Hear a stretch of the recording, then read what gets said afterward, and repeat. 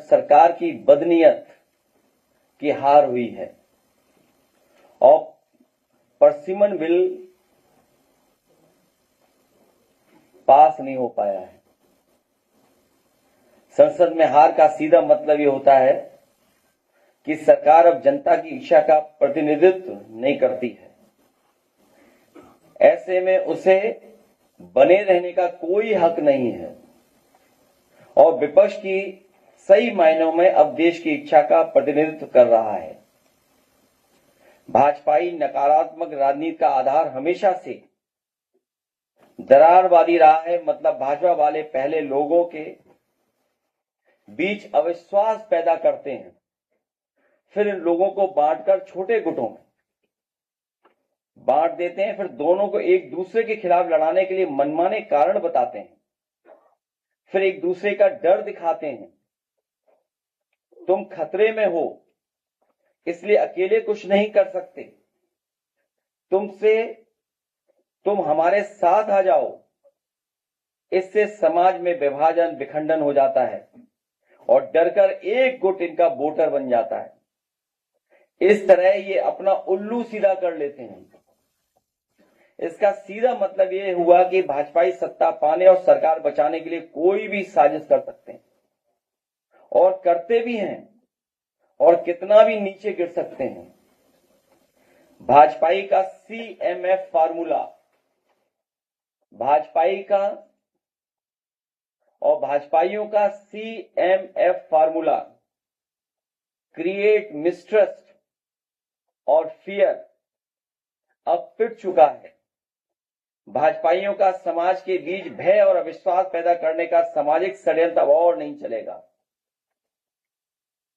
आज तक चली भाजपाइयों की चाल अब जनता के सामने खुल चुकी है, इसलिए अब इनकी हार होना शुरू हो गई है। लोकसभा चुनाव में उत्तर प्रदेश की जनता ने भाजपा के इसी गंदे सियासी खेल को भांपकर भाजपा की बुरी तरह हराया था। अब एकता को बांटने के ये खेल भाजपाई महिलाओं के बीच खेल रहे हैं, लेकिन अब ये महिलाएं ही अपनी सुरक्षा, अपमान व हर तरह के शोषण से बचने के तथा महंगाई, शिक्षा, स्वास्थ्य के नाम पर हो रही लूट को खत्म करने के लिए भाजपा को हराएंगी। आज के नए विचार वाली नारी और उसकी आधुनिक सोच भाजपा के पुराने जमाने की तंग सोच से मेल नहीं खाती है। इसलिए भाजपाई सोचते हैं कि समाज में अभी भी जो महिलाएं पुरानी सोच की हैं, उन्हें तो कम से कम अपनी तरफ कर लें, क्योंकि जागरूक समाज की कोई युक्ति नारी तो भाजपा को वोट देने वाली नहीं है। ये टीवी सीरियल की आपसी राजनीति को असल जिंदगी में औरतों के बीच एक लाइन खींचने के लिए इस्तेमाल करना चाहते थे, जिससे महिला एकता न बन पाए।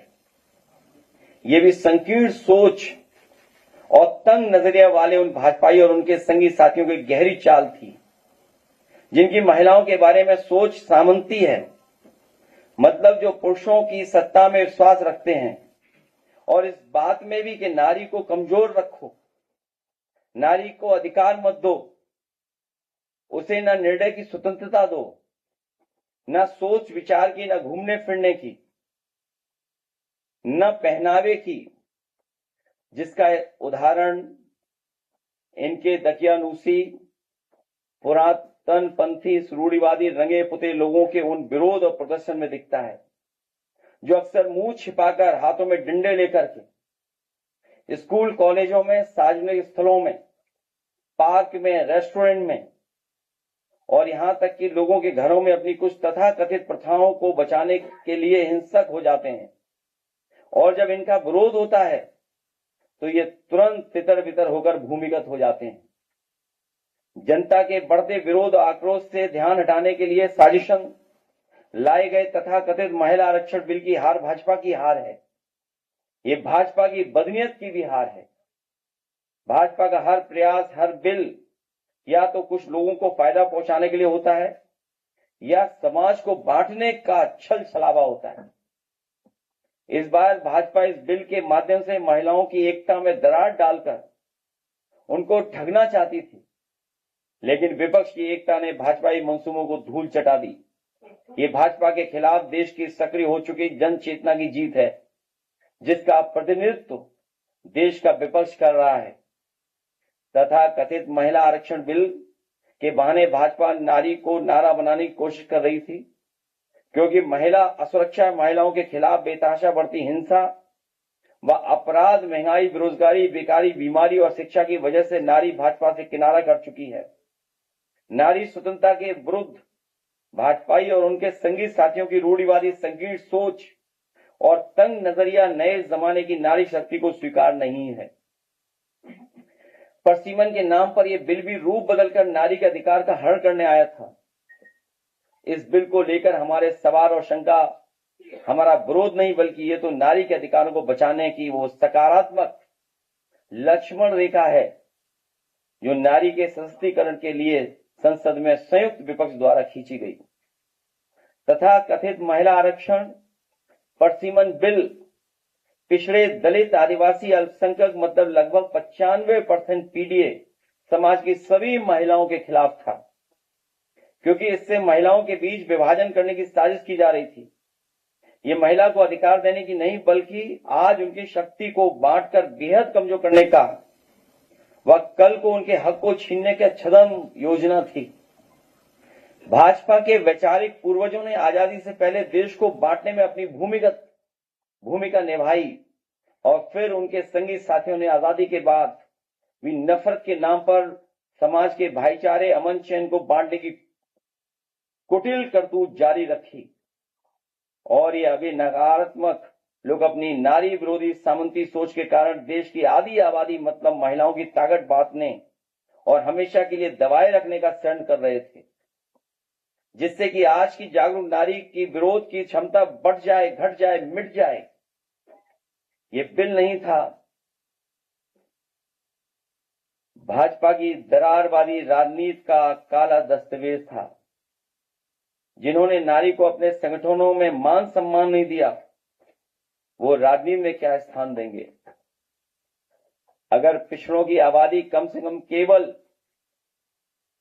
66 भी मान ली जाए, इनमें आधी आबादी मतलब 33% होगी जिनके हक की बात नहीं हो रही थी। इसका मतलब यह है कि बिल 33% महिलाओं के हक देने के लिए नहीं, बल्कि उनका हक मारने के लिए लाया जा रहा था। ये भाजपा और उनकी वर्चस्ववादी महिला विरोधी सामंती सोच की साजिश है, जिसका हम विरोध करते रहेंगे। इसके लिए भी चाहे साल लगे या सदी। दरअसल ये 33% महिलाओं को आरक्षण दे नहीं रहे थे, बल्कि 33% महिलाओं से आरक्षण छीन रहे थे। अगर इनमें अनुसूचित जनजाति व अल्पसंख्यक महिलाओं को भी जोड़ दिया जाए तो पीडीए महिलाओं की हकमारी का ये आंकड़ा 50 तक पहुंच जाता है। हम महिला बिल के विरोध में नहीं थे, सिर्फ उनके पास शोषणकारी तरीके के खिलाफ थे, जिसकी मंशा खराब थी। अगर किसी काम को करने की सही मंशा होती है तो शंका नहीं होती है। दरअसल ये भाजपा की हार की हड़बड़ी में उठाया गया कदम था, इसके पीछे कोई तैयारी नहीं थी। हमारे बीच इस बिल को लेकर इसलिए रोष था क्योंकि प्रक्रिया में दोष था। हमने माना कि इस बिल में खोट है क्योंकि भाजपा के नजर में केवल वोट है, इसलिए हमने विरोध किया और लोकतंत्र और संविधान को बचाने की एक और मुहिम में हम सफल रहे। दरअसल महिला आरक्षण बिल का तो आधार ही निराधार था। आरक्षण का आधार अगर कुल सीटों का 1/3 है तो इसका मतलब हुआ कि ये गणित का विषय है और गणित का आधार अंक होते हैं, ये संख्याएं होती हैं, कोई हवा हवाई बात नहीं। और इस तरह के मामले में संख्या का आधार जनसंख्या होता है, जिसका आधार जनगणना होती है। जब महिलाओं की जनसंख्या के लिए 2011 के पुराने आंकड़ों को आधार बनाएंगे तो महिला आरक्षण की आधार भूमि गलत होगी। जब भूमि में ही दोष होगा तो सच्ची फसल कैसे उगेगी। इसलिए हमने कहा जब गिनती ही गलत होगी तो आरक्षण कैसे सही होगा। ये संशोधन के नाम पर जो जल्दीबाजी दिखा रहे थे, दरअसल उसके पीछे भाजपाइयों की मंशा ये थी कि जनगणना न करनी पड़े, क्योंकि जनगणना हुई तो जातिवार आंकड़े भी देने पड़ेंगे और जातिवार आंकड़े भी देने पड़ेंगे और जातिवार आरक्षण भी देना पड़ेगा।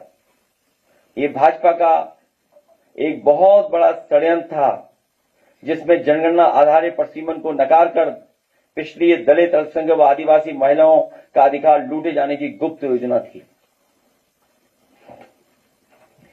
आज जब हर तरह से महिलाओं के शोषण की खबरें आ रही हैं, ऐसे में महिलाओं को तत्कालिक रक्षण और संरक्षण की आवश्यकता है। इस बड़ी मांग से ध्यान भटकाने के लिए और अपने को महिलाओं का हितैषी साबित करने के लिए भाजपा ये आधा अधूरा महिला आरक्षण बिल लाने का नाटक कर रही थी। इस महिला आरक्षण बिल के साथ थे, लेकिन परसीमन के नाम पर की जा रही जल्दीबाजी के खिलाफ थे। दरअसल ये भाजपा को सामने दिख रही अपनी जमानत जब्त हार की हड़बड़ी में उठाया गया कदम था। इसके पीछे कोई तैयारी नहीं थी। इसलिए हमारी सबसे बड़ी आपत्ति यही रही कि पहले जनगणना कराई जाए, फिर महिला आरक्षण की बात उठाई जाए। जो सरकार महिलाओं को गिनना नहीं चाहती, वो भला उन्हें आरक्षण क्या देगी। महिलाओं के साथ भाजपा और उनके संगी साथियों जो धोखा करना चाहते थे, महिलाओं के साथ वो छलावा हम नहीं होने देंगे। ये महिला सशक्तिकरण की बजाय तुष्टीकरण का कोशिश है। सबसे पहली बात तो महिला के अधिकार की होनी चाहिए और आरक्षण को उसका जरिया मानना चाहिए। अगर नजरिया ही गलत होगा तो परिणाम कैसे सही होगा। हम कह सकते हैं कि महिला आरक्षण की खामियां आखिरकार महिला अधिकार की खामियां साबित होंगी, क्योंकि नियत चुनावी राजनीति के फायदा उठाने का था, न कि महिलाओं को सच्चा प्रतिनिधित्व देने की। इसलिए यह कभी सही साबित नहीं होता। प्रधान पति की तरह सांसद पति की अवधारणा भी चल निकलती। सच तो यह है कि आखिरकार महिला आरक्षण राजनीतिक दिखावा ही साबित होता, क्योंकि यह महिला सशक्तिकरण के मूल मुद्दों को संबोधित नहीं करता है। बुनियादी सवाल यह है कि जब नए निर्वाचित क्षेत्र ही नहीं बनेंगे तो महिलाएं किसका प्रतिनिधित्व करेंगी, और नए निर्वाचित क्षेत्र तब तक नहीं बनेंगे जब तक परसीमन न हो जिसका आधार जनगणना होगी। घूम फिर करके बात वहीं पहुंच जाती है कि जब तक महिलाओं की गिनती सही नहीं होगी, महिला आरक्षण सही नहीं होगा। महिलाएं जब तक जनप्रतिनिधित्व को लेकर शिक्षित प्रशिक्षित नहीं होंगी तो उनकी शक्तियों का लोग दुरुपयोग भी करेंगे। जब स्टूडेंट यूनियन तक के श्रीराम नहीं होंगे तो राजनीति की नर्सरी खत्म हो जाएगी। सच्चा महिला नेतृत्व नहीं उभरेगा। इसलिए राजनीति में भाग लेने के लिए महिलाओं के लिए क्षमता निर्माण और प्रशिक्षण की आवश्यकता को संबोधित करना होगा। योग्य प्रतिनिधित्व के लिए योग्यताएं विकसित करनी होंगी। साथ ही सामाजिक मानसिकता भी एक दिन में नहीं बदलेगी। हमारे पुरुष प्रधान समाज में नारी को राजनीति में आने से रोकने के लिए तरह तरह के षड्यंत्र भी किए जाते हैं, जिनमें से एक ये भी है कि राजनीति को इतना बदनाम कर दो कि सामान्य समझ के लोग राजनीति में अपने लोगों को भेजने से रोकें और कुछ प्रभावशाली लोग अपने लोगों के लिए रास्ता साफ कर लें। इसके लिए रूढ़ियों और पूर्वग्रहों से लड़ने के लिए वातावरण बनाना होगा। अगर जल्दीबाजी में महिला आरक्षण भ्रष्ट और स्वार्थी लोगों में चला गया तो महिला का और भी शोषण होगा और वो ताकतवर होने की जगह और भी कमजोर किए जाने की सियासत की शिकार हो जाएंगी। महिलाओं को स्वयं भी मनोवैज्ञानिक बाधाओं को दूर करने के लिए समय लगेगा, क्योंकि महिलाओं को राजनीति में भाग लेने के लिए मनोवैज्ञानिक बाधाओं का सामना करना पड़ता है, जिसके लिए स्कूली स्तर से ही उनके आत्मविश्वास को बढ़ाने, सामाजिक प्रतिक्रियाओं के डर से बाहर लाने और पारिवारिक जिम्मेदारियों के नाम पर आने वाली मानसिक सामाजिक बाधाओं को पार करना होगा। इतना बड़ा बदलाव एक दिन में नहीं आ सकता। अगर हम इन सब बातों को नजरअंदाज किया गया, महिला आरक्षण का सांकेतिक बनकर रह जाएगी, अपने मूल उद्देश्यों से भटक जाएगा। जहां महिलाओं को आरक्षण कोटा का पूरा करने के लिए निर्वाचित या नामित किया जाएगा, लेकिन सही मायने में राजनीतिक प्रक्रिया में भाग लेने के लिए सशक्त नहीं बना जाएगा। इसमें आदिवासी, दलित, पिछड़े, अल्पसंख्यक समाज की महिलाओं को रिप्रेजेंटेटिव जस्टिस मिल सके, ये सुनिश्चित करना पड़ेगा। किसी भी कार्य क्षेत्र में काम करने के लिए महिलाओं के लिए कुछ विशेष सुविधाओं की व्यवस्था करनी पड़ती है। उनके बारे में भी इंफ्रास्ट्रक्चर विकसित करना होगा। हमारा मानना है यही है कि महिला आरक्षण लागू करने के लिए पुख्ता तैयारी हो, सिर्फ हवाई बात या लफ्ज़बाजी नहीं। कुल मिलाकर सरकार से हमारा ये कहना था कि जब तक जनगणना नहीं तब तक महिला आरक्षण पर बहस करना नहीं। इनकी रूढ़िवादी सोच में महिला का कोई स्थान नहीं है। ये स्कूलों को बंद करके दूर करना चाहते हैं, जिसका सबसे ज्यादा नुकसान लड़कियों को ही होगा, क्योंकि सुरक्षा के नाम पर माँ बाप बच्चों को दूर नहीं भेजना चाहते हैं। इसी तरह स्वास्थ्य और चिकित्सा के क्षेत्र में कमजोर रखने की सबसे अधिक हानि स्त्रियों को ही होती है, क्योंकि सामाजिक, आर्थिक, मानसिक कारणों से वो पोषण व अन्य तरह शारीरिक जरूरतों के लिए सदैव उपेक्षित रहती हैं। संपत्ति में बेटी को हिस्सेदारी को लेकर आज भी परिवार टूट रहे हैं। वर्क प्लेस सिक्योरिटी डिस्क्रिमिनेशन पर बात होनी चाहिए। सच तो यह है कि महिलाओं को आरक्षण से पहले उन असुरक्षाओं, भेदभावों से संरक्षण की आवश्यकता है जो वो घर, बाहर और सार्वजनिक स्थलों पर और आवागमन के दौरान झेलती हैं। न्याय के दरवाजे खटखटाने से पहले महिलाओं ही क्यों डिस्करेज किया जाता है? जब ऑल वुमेन पुलिस स्टेशन हो सकते हैं तो ऑल वुमेन कोर्ट क्यों नहीं हो सकते हैं, जहां अपनी बात कहने के लिए हिचक न हो।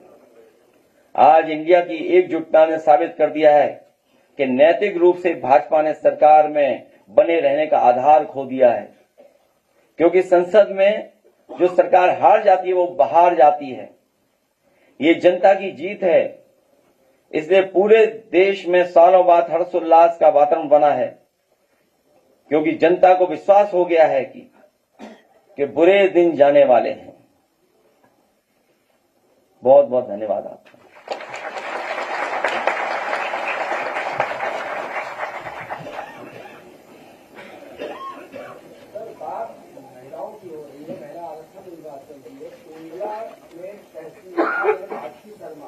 उन्होंने वहाँ के सीएम पर आरोप लगाया और ये कहा कि सीएम हमारा हैरेसमेंट कर रहा है।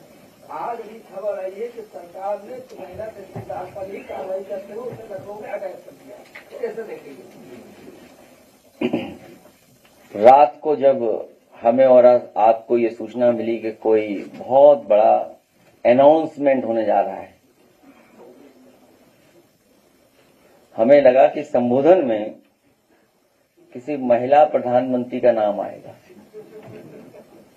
उनके नाम की घोषणा होगी। इसीलिए आरक्षण जरूरी है, वहीं वातावरण भी हम लोगों को ठीक करना पड़ेगा। उनके वर्क प्लेस पर या जिस तरह का शोषण कई बार होता है, अगर एक अधिकारी दूसरे अधिकारी का शोषण करे तो उसे न्याय सरकार को देना चाहिए।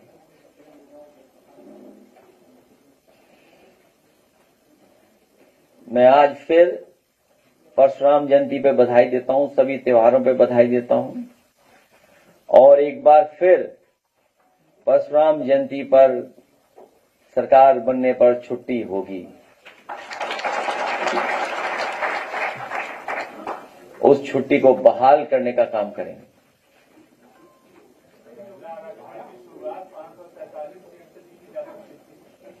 ये पक्ष बहुत से सांसदों ने भी रखा कि अगर सरकार चाहे जो पुराना बिल पास हो चुका है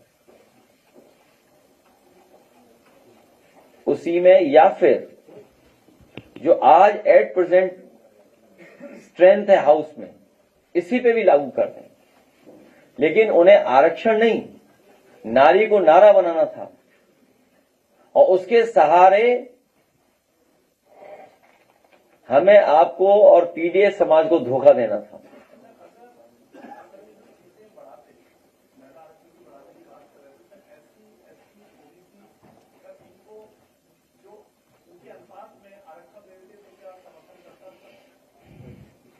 जब सवाल यह है कि आप सीटें बढ़ा करके आरक्षण देना चाहते हैं, हमारा संविधान हमारा बाबा साहेब भीमराव अम्बेडकर का बना हुआ संविधान ये कहता है, नियम जो है कि आप जनगणना कराएं, और ये जनगणना कराना नहीं चाहते हैं, क्योंकि जैसे ही जनगणना की बात करेंगे तो जाति जनगणना की बात उठेगी, और जाति जनगणना की बात उठेगी तो सभी समाज के लोग अपने हक अधिकार की बात करेंगे आबादी के हिसाब से, और उसके बाद डिलिमिटेशन होगी।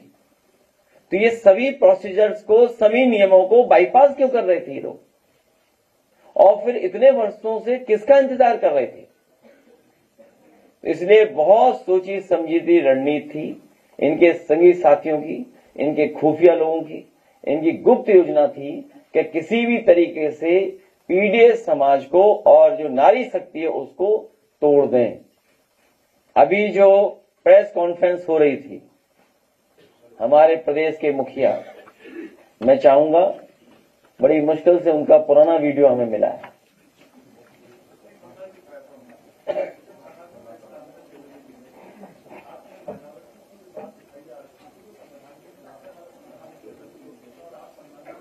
हम सब जितने लोग यहां बैठे हैं, हम आधी आबादी को हक और सम्मान देना चाहते हैं।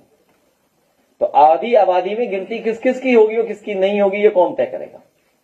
आज भी जो प्रेस कॉन्फ्रेंस हुई और कल भी जो संबोधन हुआ, उसमें आधी आबादी की बात हुई है। तो आधी आबादी मतलब महिलाएं हैं, और डॉक्टर राममनोहर लोहिया को जो मानने वाले लोग हैं, उनके सिद्धांत पे चलने वाले लोग वो जानते होंगे, डॉक्टर राममनोहर लोहिया ने कहा कि महिलाओं को हम पिछड़ा मानते हैं, और अभी भी सरकार आधी आबादी की बात कर रही है। तो जो आधी आबादी हमारे समाज की है, पीडीएस समाज की है, उन सबको हक सम्मान मिले। मंत्री जी कह रहे हैं कि विधानसभा के सामने समाजवादी पार्टी का झंडा जलाया है।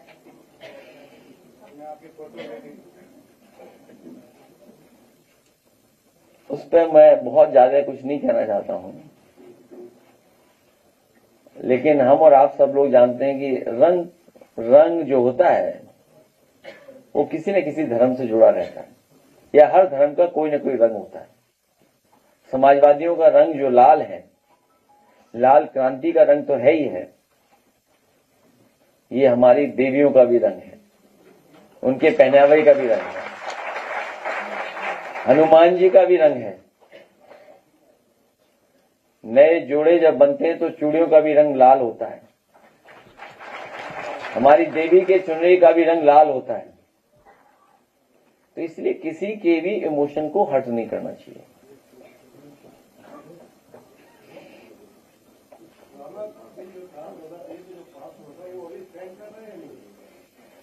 आप जानते होंगे, जैसे ही सरकार को पता लगा कि वो बहुमत नहीं है उनके पास, नोटिफाई कर दिया था उस बिल को।